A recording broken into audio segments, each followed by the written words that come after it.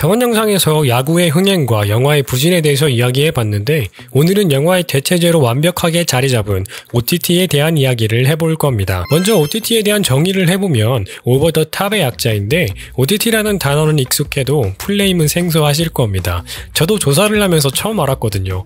여기서 탑은 셋톱박스를 의미하고요. 셋톱박스를 넘어선다는 의미죠. 쉽게 말하면 이전에는 TV를 통해서만 미디어를 접했지만 이제는 TV를 넘어 인터넷만 된다면 모든 기기에서 비디오를 틀어주겠다, 뭐 그런 겁니다. 대표적으로 넷플릭스가 있고요. 엄밀하게 따지면 유튜브도 OTT라고 할 수 있는데 오늘은 넷플릭스 같은 구독 기반 OTT에 한정해서 이야기를 해보려고 합니다. OTT 서비스의 시작을 보통 2007년으로 보더라고요. 이때 넷플릭스가 스트리밍 서비스를 시작했거든요. 한국에는 2016년에 들어와서 라이징 기업인 줄 알았는데 꽤 역사가 길더라고요. 넷플릭스의 시작은 훨씬 더 과거로 거슬러 올라갑니다. 넷플릭스는 1998년 DVD 대여업체로 시작했다고 하죠. 월 구독료를 내면 우편으로 DVD와 비디오를 무제한으로 보내주는 사업이었는데 인터넷 기술이 발전하고 비디오가 시들해지니 2007년에 스트리밍 서비스를 최초로 시작하게 됩니다. 근데 그 당시만 해도 아직까지는 인터넷이 조금 답답했거든요. 1기가짜리 영화 하나 받으려면 몇 시간이 걸리던 그런 속도다 보니까 스트리밍 서비스는 시기상조라는 말이 많았고 실제로 크게 돈이 안 됐다고 해요. 그래서 DVD 대여랑 같이 운영을 했고요.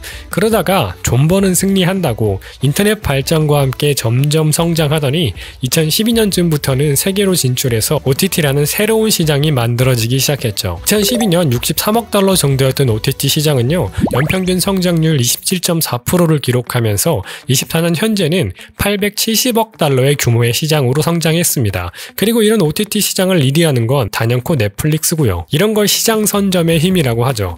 OTT 시장이 급격하게 성장한 만큼 넷플릭스의 매출도 가파르게 산등성을 그리며 고공행진했고요. 이렇게 돈을 쓸어 담으니까 미디어 산업의 새로운 캐시카우라는 평가를 받게 되죠. 그리고 돈이 된다니까 너나 할 거 없이 우후죽순으로 새로운 업체들이 들어왔고요.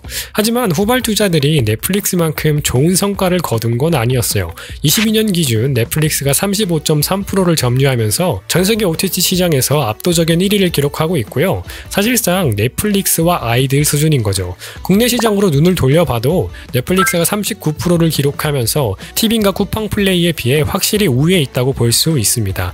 특히 사용시간 점유율로 보면 더 차이가 극명해지는데요. 넷플릭스가 54.3%의 시간을 점유하면서 넷플릭스를 더 많이, 더 길게 이용하고 있다는 지표를 확인해 볼 수 있습니다. 그럼 넷플릭스는 어떻게 이렇게 독주할 수 있었을까요?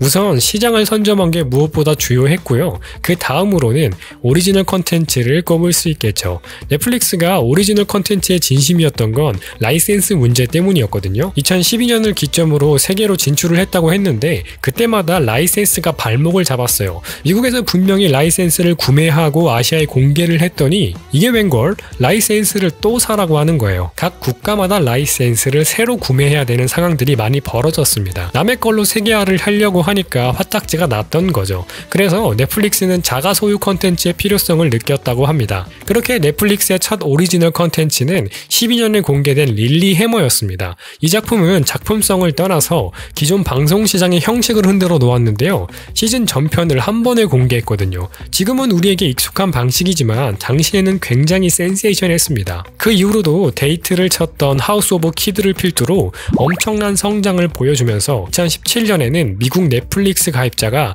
케이블 TV 가입자 수를 돌파하게 되죠. 그렇게 OTT 하면 오리지널 컨텐츠다라는 공식이 쓰여진 겁니다.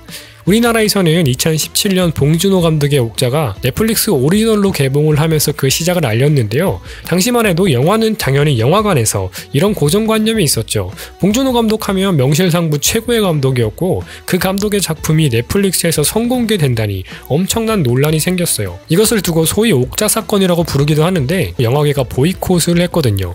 지금은 상상하기 어려운 상황이죠. 주요 멀티플렉스 3사가 모두 보이콧을 하면서 소극장을 제외하고는 그 어떤 영화관에서도 옥자를 볼 수 없었고요. 의도치 않게 넷플릭스 단독 영화가 되어버렸죠. 당시 넷플릭스가 옥자에 투입한 제작비가 600억이거든요. 한국 영화에서 블록버스터라고 불리는 영화들이 보통 200억 언저리인데 그 2배 이상을 태운 거예요. 당시만 해도 600억을 태우고 극장 개봉을 못한다고? 넷플릭스 미친 거 아니야? 이런 반응이 주를 이루었었는데 놀랍게도 사람들은 옥자를 보기 위해 넷플릭스에 가입을 하기 시작합니다. 오리지널 컨텐츠의 힘을 제대로 보여준 사건이 되었죠. 그렇게 신규 구독자를 유입시키는 최고의 전략으로 오리지널 컨텐츠가 급부상하게 된 겁니다. 이제는 오징어 게임을 비롯해 좋은 작품성을 가진 넷플릭스 오리지널이 아주 많죠. 최근에 흑백요리사가 엄청 흥행하기도 했고요. 자, 이렇게 오리지널 컨텐츠로 넷플릭스가 승승장구하니까 경쟁사들도 오리지널 컨텐츠 전쟁에 뛰어들기 시작했는데요. 특히나 오징어 게임의 대박이 경쟁의 불씨를 터뜨렸어요. 오징어 게임은 약 300억 정도의 투자가 들어간 작품인데 공개 후 28일 동안 누적 시청 시간이 무려 16억 5천만 시간을 기록합니다. 역대 최장인 53일간 글로벌 1위를 차지했고요. 넷플릭스 역사상 최고의 흥행이었다고 하죠. 심지어 한국 컨텐츠는 가성비거든요. 다른 시리즈인 기묘한 이야기에 비하면 회당 제작비가 10분의 1이라고 합니다. 이걸 보고 배 아팠던 국내 경쟁사들은 돈 많이 들지 않아? 이렇게 머뭇머뭇하다가 결심을 하게 된 거죠. 당시 웨이브는 3년간 4천억 원을 투자하겠다고 밝혔고요. 티빙은 25년까지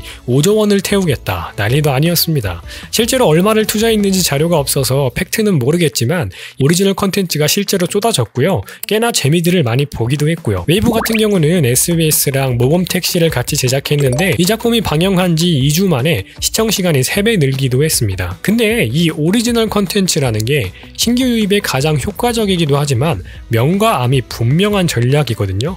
실적을 보면 알 수 있는 게 호기롭게 투자한 결과로 국내 주요 OTT 기업들이 다 적자를 면하지 못하고 있어요. 흑자를 보는 건 넷플릭스 뿐이고요. 심지어 티빙은 적자 규모가 계속해서 늘어나고 있고요. 캐시카우라고 해서 뛰어들었는데 이건 뭐 돈 먹는 하마가 돼버린 거예요. 그 이유를 보면 국내 기업이 아무리 닥치고 투자를 한다고 해도요. 넷플릭스에 비하면 세 발의 피였거든요. 결국 컨텐츠의 다양성이나 퀄리티를 못 따라가는 게 크고요. 무엇보다 시장이 너무 달라요. 넷플릭스는 글로벌 시장을 확보하고 있기 때문에 꽤 많은 비용을 투자한다고 해도 그거를 회수하는 게 가능하지만 국내 기업은 내수 시장에서만 승부를 보다 보니까 투자 대비 수익이 저조할 수밖에 없는 거죠. 그리고 마냥 황금빛 미래일 것 같았던 OTT 시장이 고점을 찍고 내려오고 있거든요. 코로나가 잠잠해지고 22년을 기점으로 하향하는 모습을 보여주고 있는데 어떻게 보면 티빙이나 웨이브는 고점에서 물린 겁니다. 근데 전체 시장의 흐름은 넷플릭스도 영향을 당연히 받게 되잖아요.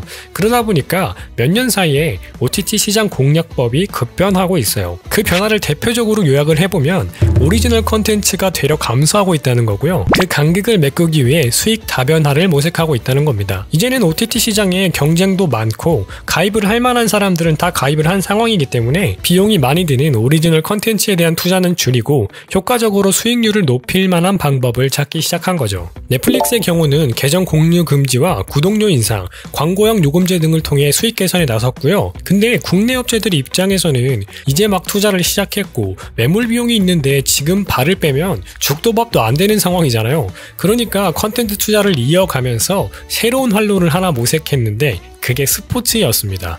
티빙은 야구 독점 중계권을 따냈고요. 쿠팡은 축구 중계권을 가져왔죠. 원래 야구와 축구는 약간 공공재 같은 느낌이 있어가지고 네이버를 통해서 무료로 볼 수 있었는데 OTT 업체들이 중계권을 가져가면서 완전 유료화가 되어버렸습니다. 이를 두고 야구 축구 팬들의 원성을 듣기도 했지만 결과적으로는 그들의 전략은 성공적이었죠.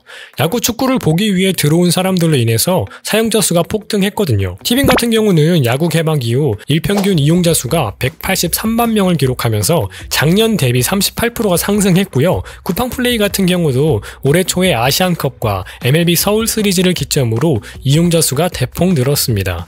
같은 기간 넷플릭스 이용자 수가 감소한 것과 대조적이죠. 결론적으로 스포츠 전략이 먹혀들면서 국내 OTT 기업들이 넷플릭스의 아성을 무너뜨릴 수 있다는 말까지 나오고 있습니다.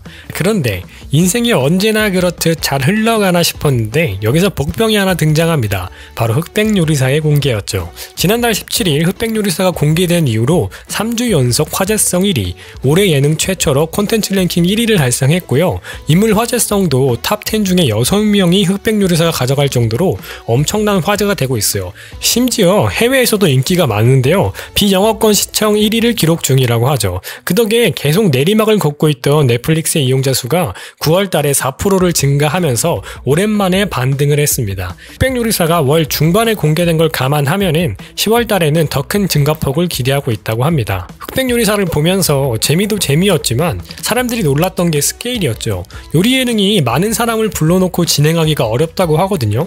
요리를 하려면 가스와 수도 시설이 있어야 되다 보니까 작은 스튜디오에 2개, 3개 세팅하는 게 일반적인데 넷플릭스는 100명을 불러다 놓고 요리를 시켜버렸잖아요. 그래서 이 스튜디오가 2층짜리 가건물이었다고 해요. 이거 하나만을 위해서 1층에는 수도와 가스를 깔고 2층에 스튜디오를 설치해서 100명이 모여 요리를 할 수 있게 만들어준 거죠. 프로그램 담당 PD도 이거를 처음 기획했을 때 이거는 불가능하다고 생각했다고 합니다. 그리고 다 찍고 보니까 이건 넷플릭스니까 가능한 거다 라고 감탄을 했다고 하죠. 그동안 넷플릭스가 예능에 약하다는 평이 많았는데 올해 들어서 더 인플루언서라든지 흑백요리사라든지 예능에 힘을 쏟기 시작했고요. 그 결과가 나타난 거라고 합니다. 역시나 트렌드를 잘 읽을 줄 아는 기업이라는 거죠. 그렇게 1위의 자리를 탈환할 것이라는 꿈을 꾸고 있던 티빙은 흑백요리사를 만나면서 그 꿈이 자초돼 버렸고요.